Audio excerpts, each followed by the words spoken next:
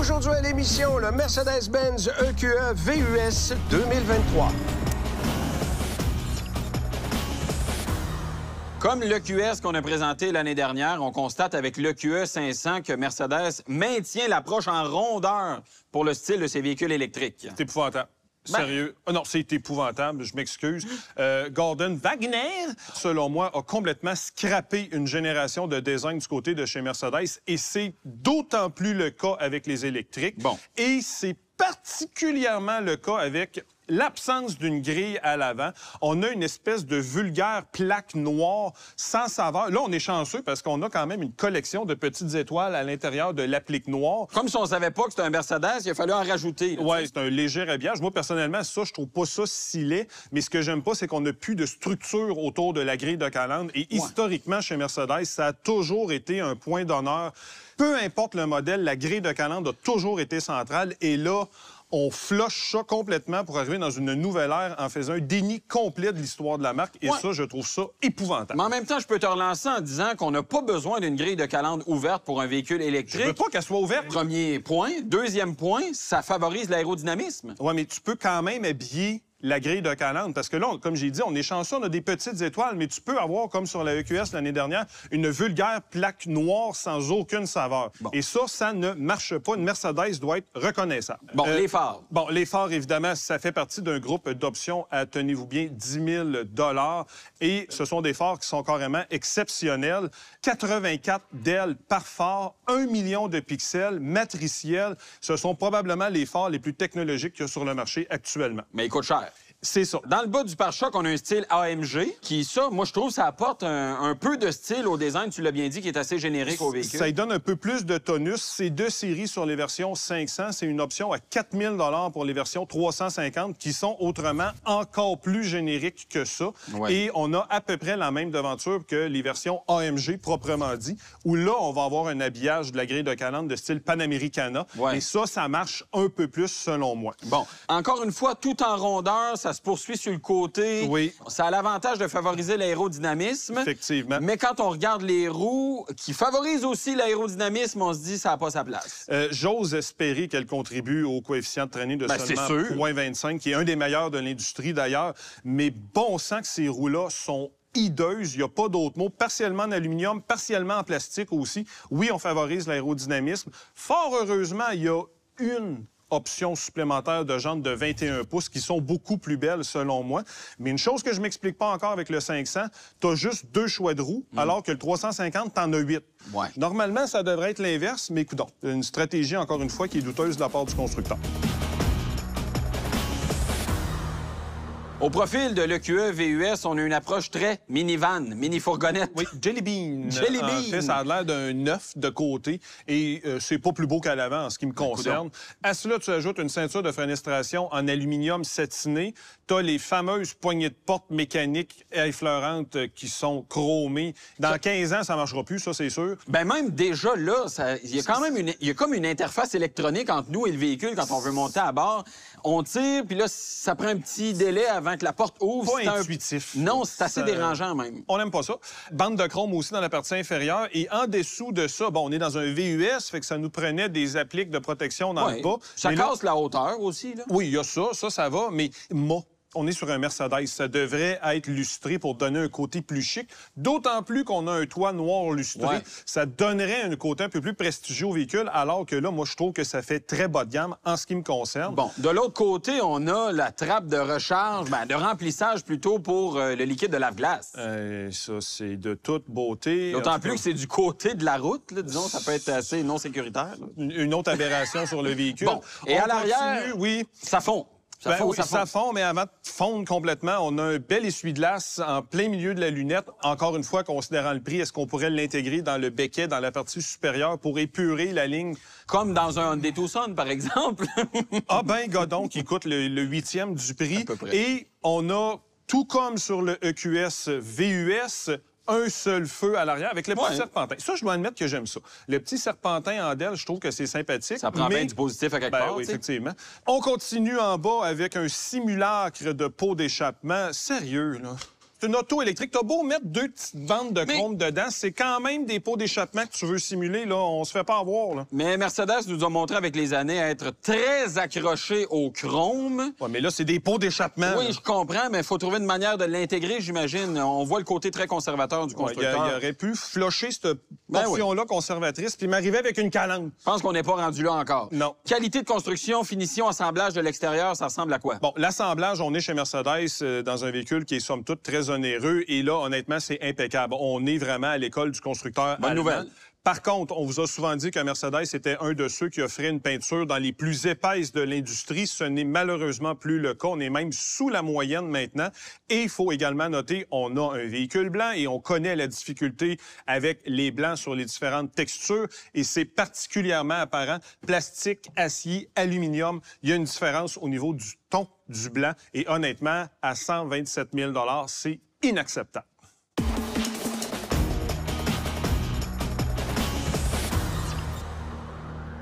Prendre place à bord du EQE VUS, franchement, c'est vraiment facile en raison de son format. L'accès est facile. Une fois assis, vous allez découvrir des sièges d'une facture vraiment impeccable, très confortable, de bon support. Vous pouvez également allonger l'assise. Si vous en voulez plus, sachez que vous pouvez opter pour les sièges multi-contours à 1 500 $ qui vont notamment ajouter les sièges massants. Donc, vraiment, on peut avoir le forfait complet. Visibilité, on se comptera pas d'histoire, c'est une catastrophe. Le pare-brise à l'avant, il est très mince. Ajoutez à cela qu'il y a une masse ici qui est vraiment oppressante pour les passagers avant. Une fenestration qui, malgré la grosseur du véhicule, est relativement limitée, ce qui fait qu'on n'a pas une bonne visibilité vers l'extérieur. Gros pilier A en plus. Rétroviseur sur l'épaule qui est gigantesque, qui nuit à la visibilité. Lunettes arrière très petites, gros angle mort. Donc, franchement, c'est un échec monumental à ce chapitre-là. Et c'est inhabituel et même inacceptable, considérant qu'on est dans un VUS. On est censé avoir une bonne vue et on ne l'a pas. Le volant de belle facture, honnêtement, c'est un design qu'on connaît bien du côté de chez Mercedes avec les commandes à effleurement et ça fonctionne bien. Ça, c'est un sans faute. Le clou du spectacle à bord du EQE est évidemment l'écran Hyperscreen, 141 cm, recouvert d'ailleurs par une vitre en silicate d'aluminium et c'est une option à 9 900 $, constituée de 3 écrans. Devant vous, vous avez évidemment l'instrumentation avec 7 tableaux distinctifs avec un habillage graphique complètement différent. Et à cela, vous pouvez ajouter plusieurs données selon votre bon vouloir. Ça, c'est vraiment un sans faute et le design graphique vraiment magnifique. 17,7 pouces d'écran central, 0 couche. Donc, c'est une approche qui est vraiment ultra intuitive. Mercedes fait encore une fois un sans faute à ce chapitre-là. C'est la référence en ce moment dans l'industrie pour ce qui est du système multimédia. Devant le passager, là, vous avez un autre écran qui est totalement accessoire de 12,3 pouces. Vous pouvez mettre des photos si vous voulez, des trucs comme ça. Et le passager peut également contrôler les commandes du système de navigation. À la console, bien, encore une fois, Mercedes nous prouve qu'ils ne savent pas comment faire l'aménagement d'une console. On la regarde comme ça, c'est très beau. Mais à l'ouverture, on se rend compte que la recharge par induction est encore une fois enfoncée sous le tableau de bord. On a 2 porte-gobelets et un peu de rangement. Dans la coudoir centrale, ça va. Mais vous avez aussi un espace sous la console et elle est difficilement accessible, du moins pour ce qui est du conducteur. De bons espaces de rangement dans les portières, malgré le fait qu'on a une finition qui est plutôt douteuse et un coffre à gants d'une grandeur qui est décente. La sensation générale à bord du véhicule, je vous dirais que c'est extrêmement oppressant. Bon, j'ai parlé déjà du pavillon de toit qui est lourd. Même chose pour ce qui est du tableau de bord qui est extrêmement massif, ce qui fait que ça rentre dans notre bulle. C'est le sentiment que j'ai. On n'est comme pas bien à l'intérieur du véhicule et ça me dérange profondément. Fort heureusement, si vous êtes en pause pour vous recharger, vous pouvez vous fermer les yeux et jouir du système de son Burmester 3D à 31 haut-parleurs à 1750 watts qui vont vous permettre de vous détendre un petit peu parce que le reste est plutôt anxiogène.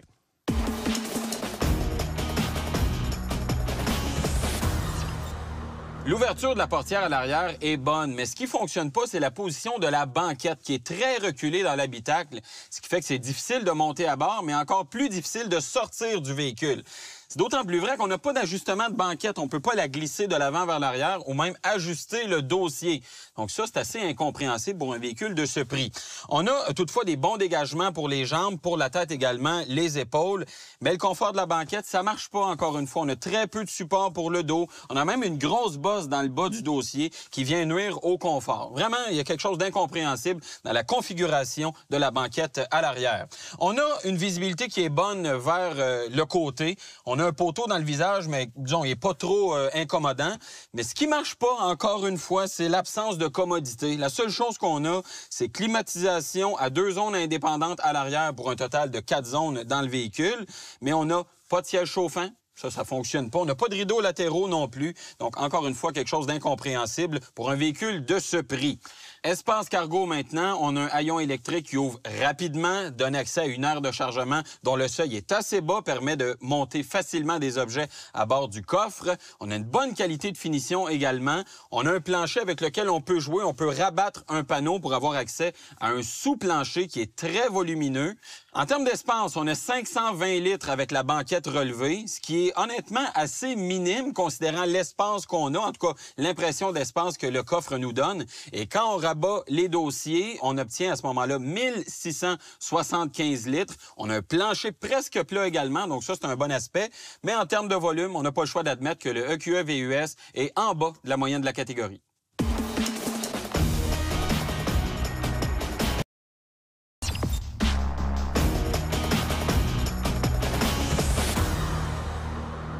L'an dernier, Luc Olivier, on a présenté l'EQS qui mettait beaucoup l'accent sur le confort. Mais moi, je m'attends un peu plus de performance avec l'EQE. Techniquement, ça devrait être le cas. On est un peu plus bas dans la gamme et on vise un public qui est beaucoup plus large. Donc, le gros confort pantoufle qu'on a eu dans l'EQS l'an dernier, faut pas qu'on le retrouve dans le EQE, d'autant plus que c'est une version VUS. On s'en va tester ça. Oui.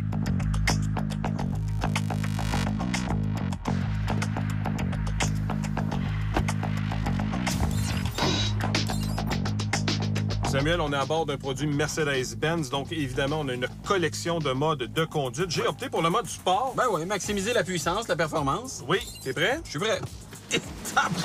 Hey, ça décolle. Pousse, ça n'a pas de sens.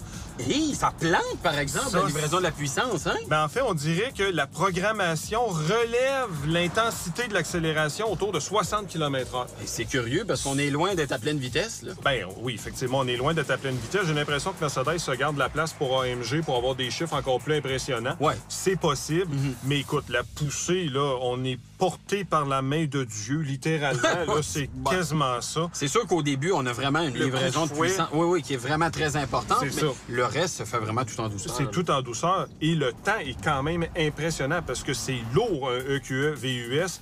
4,4 secondes pour le 0-100 km/h. Et ce qui est encore plus étonnant, Mercedes-Benz annonce 4,9 pour cet exercice-là. On est plus rapide? On est plus rapide que Mercedes-Benz. Bonne nouvelle!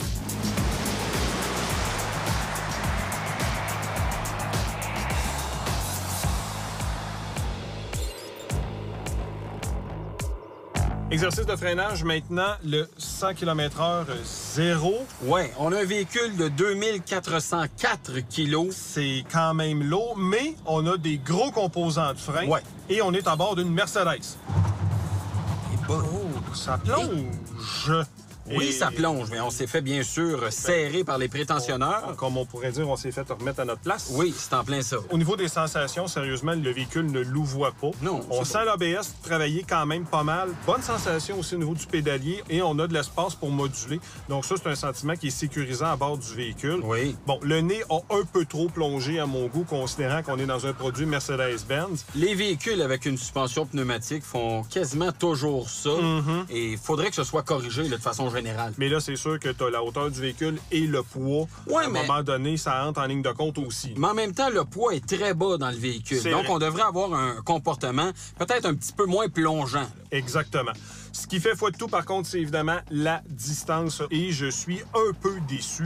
38,9 mètres. On est sous la barre des 40 mètres. Ouais. On est dans un véhicule électrique, donc normalement, c'est un peu plus long que ça, même la distance de freinage, mais c'est un tout nouveau produit. Je me serais attendu à une performance plus relevée au niveau de la distance à tout le monde.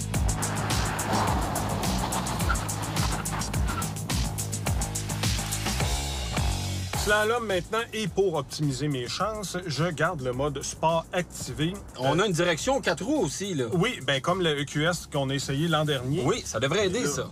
C'est particulier au niveau des sensations, je te dirais. C'est comme si c'était l'arrière, en fait, qui nous dirigeait, et ça, c'est plutôt particulier. Mais quand même, ça permet de contourner bien les cônes. Le comportement demeure assez neutre, mais on a des mouvements de caisse très prononcés. Oui, ça demeure, là. Tangage, roulis, ça y va. Les suspensions sont très, très molles sur ce véhicule-là. Et là, les systèmes embarquent un peu plus dans les cônes plus larges. Et là, c'est nul, ça. Vraiment, bien ça, c'est habituel.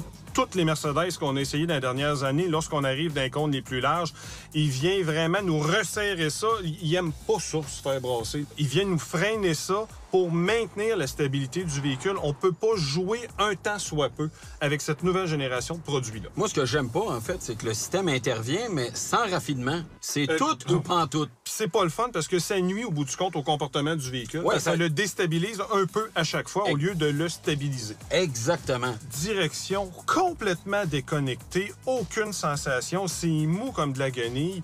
Franchement, l'agrément de conduite est totalement en retrait, du moins pour l'exercice des cônes.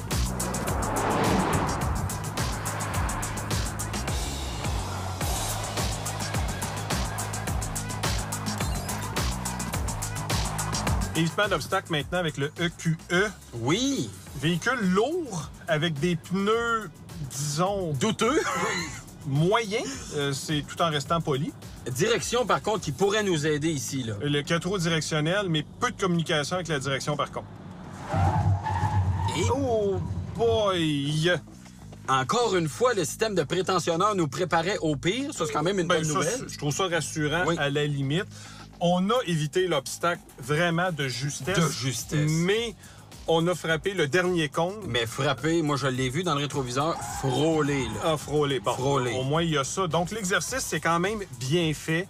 Sensation de solidité générale au niveau du véhicule. Direction, sérieusement, moi, je trouve que c'est un manque, d'autant plus qu'on est en mode sport. Je veux plus de communication et je n'en ai pas du tout. Mais tu as eu l'air quand même de maîtriser le véhicule, de garder un bon contrôle. La direction est somme toute quand même précise. Ça, faut lui donner. Bonne sensation aussi au niveau du système ABS dans le pédalier. Sérieusement, ça s'est quand même bien fait, l'exercice. Ouais. Il s'en est fallu de peu, mais au final, à part l'effleurement du dernier cône, ça a passé le test. C'est réussi, oui.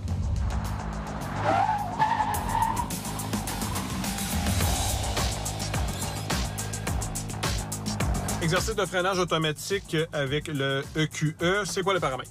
Bon, pour un véhicule stationnaire, comme notre situation ici, c'est de 7 à 100 km/h. Mais si la cible, le véhicule devant est en mouvement, c'est de 7 à 250. OK, on est à 60. Signal sonore, signal visuel... oui, c'est signal physique. Signal physique avec la ceinture. Le système prétentionneur est évidemment entré en fonction parce que le véhicule a détecté une situation d'urgence. Mais honnêtement, tout c'est très, très bien fait. Signal sonore fort quand même. Signal visuel dans l'instrumentation et dans l'affichage tête haute. Moi, ce que j'ai apprécié, je vais te le dire très franchement, c'est qu'on a eu un freinage progressif. Oui. Comme pour laisser le temps au conducteur de reprendre le contrôle. Et à la dernière seconde, bang, le frein au fond pour éviter l'obstacle.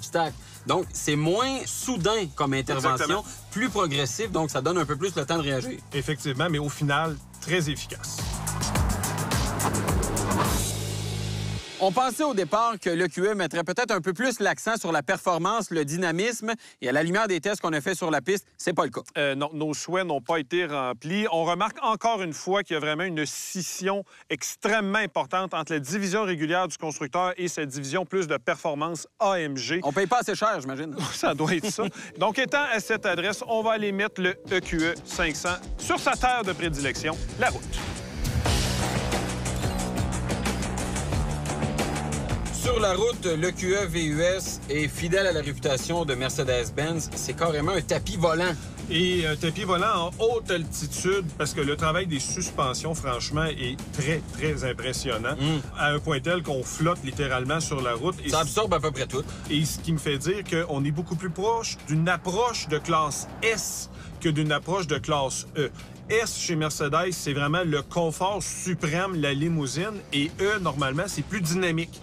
Et ça, c'est complètement en retrait au niveau des suspensions avec le EQE VUS. Oui, l'accent est vraiment mis sur le confort, même au détriment de l'agrément de conduite. Puis ça, on le vit au quotidien. Là. Et puis c'est multifactoriel en plus. C'est ça le problème avec le EQE. Bon, les suspensions ultra molles, direction zéro communication à un niveau qui, moi, me dérange. C'est précis, là. Ben oui. Ça, on l'a. Et ça rend le véhicule agile aussi, parce qu'on a une direction aux roues arrière aussi. Bien, c'est ça. On a le 4 roues directionnel avec un très faible diamètre de braquage. En ville, on y trouve son compte, mais dans d'autres situations, je te dirais que c'est vraiment perturbant.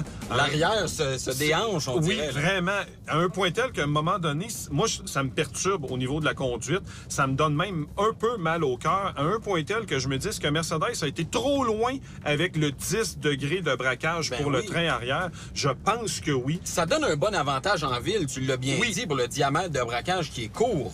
Mais ça occasionne des maux de cœur. On va dire que c'est quand même un désavantage assez significatif. Maison. On peut pas se rabattre sur sa désactivation et on peut pas se rabattre non plus sur les différents modes de conduite qui sont offerts à bord du véhicule parce que, on le sait, on est chez Mercedes-Benz et non pas Mercedes-AMG. Donc, la différence entre les différents modes de conduite, elle est beaucoup moins perceptible que précédemment où lorsqu'on activait les modes Sport, Sport Plus, là, le véhicule se transformait. Là, c'est à peine.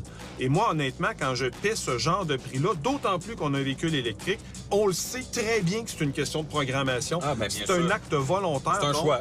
On laisse toute la place à AMG, finalement, pour le plaisir de conduite et la sportivité. Fais-moi plaisir. Dis-moi au moins que le freinage régénératif, qui est un aspect qu'on apprécie quand c'est bien fait dans un véhicule électrique, au moins ça marche avec ce véhicule-là. Mais je t'annonce que tu n'auras aucun plaisir. C'est, selon moi, et je fais une affirmation, le pire système de freinage régénératif de l'industrie en matière de sensation.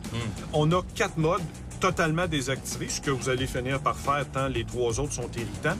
Vous avez régénération normale, forte et intelligente. À forte, je me suis dit, ben écoute, comme la EQE berline, soit dit en passant, on va être capable d'avoir un arrêt complet avec le véhicule, juste à moduler l'accélérateur pour être capable d'arriver à immobiliser complètement le véhicule. Ce n'est pas le cas avec la version VUS.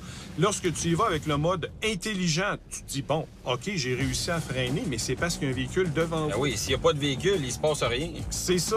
Donc, il n'y a pas moyen d'avoir une conduite à une pédale complète jusqu'à l'arrêt complet avec le EQE VUS. Et ça, c'est une tare monumentale. C'est donc un système qui n'est pas intuitif. Et est-ce nécessaire de parler de la position du tableau de bord qui est très élevé? On l'avait critiqué beaucoup dans l'EQS l'année passée. Et même dans l'EQS, ça prend beaucoup de place dans le champ de vision. Et ça, oui, on apprécie le côté spectaculaire, mais ça nuit à la visibilité. Ça marche pas. Là. On a une mauvaise visibilité vers l'extérieur. Et à cela, tu ajoutes le manque de sensation, ce qui fait qu'on a mal au cœur après quelques dizaines de mètres à bord du véhicule. Ça donne le goût, hein? Ah, c'est épouvantable. Bon, consommation d'énergie maintenant. On est à 23 kWh au 100 km.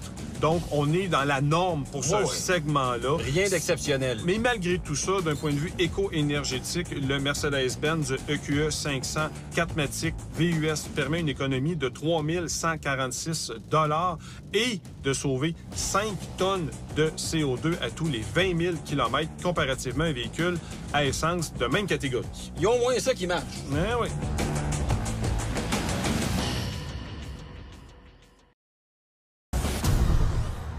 Les pour et les contre. Oui, accélération vive, cabine fardée de technologie et le choix de version. Et dans les contre, habitacle qui est envahissant, les coûts de possession qui sont pharaoniques, de même qu'une fiabilité qui est approuvée sur toute la ligne. Recommandation? Bien, compte tenu du dernier point négatif, fiabilité qui est approuvée de cette technologie qui est quand même nouvelle et qui va sans doute perdurer dans le temps, c'est un véhicule qu'on place en évaluation.